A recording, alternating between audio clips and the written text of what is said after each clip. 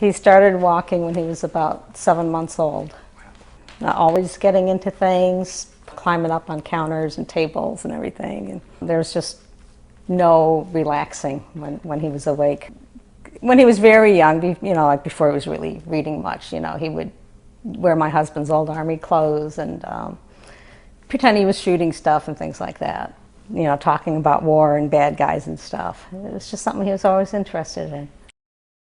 It was a Friday morning. Well, I was in the kitchen and he started barking his head off. I came out, I thought I'd find a squirrel in the driveway, and I was getting ready to start yelling at him, and instead there were two soldiers standing there. He was with a group of about 15 Afghan National Army soldiers and about 8 other American soldiers.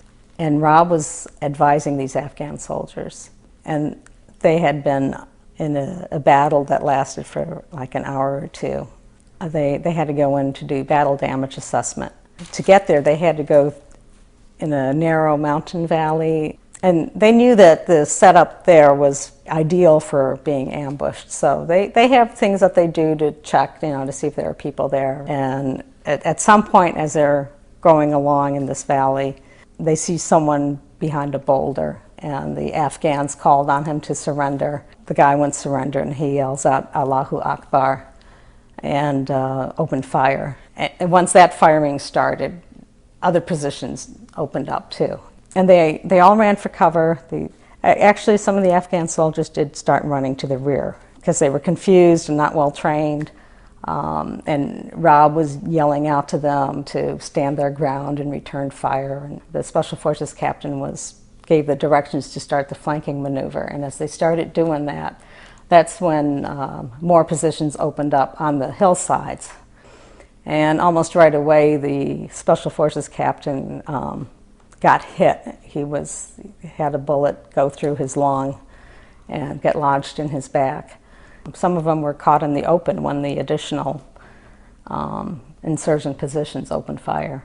And Rob stayed in control of the situation. He continued to give directions to the Afghan soldiers. And because he was like the foremost of the Americans, he could see, where things were, and he would call out direction to let them know where the insurgent positions were, where to fire.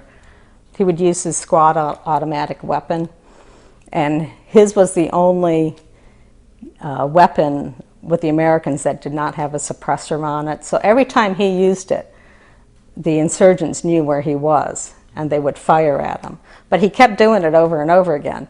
He was, actually drawing fire onto himself, and that enabled the rest of the patrol to gain cover.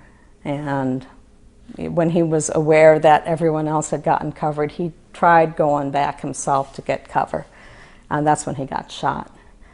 And even after he got shot, he did continue to call out the direction, where the positions were, and use his weapon and hand grenades, just up until the end.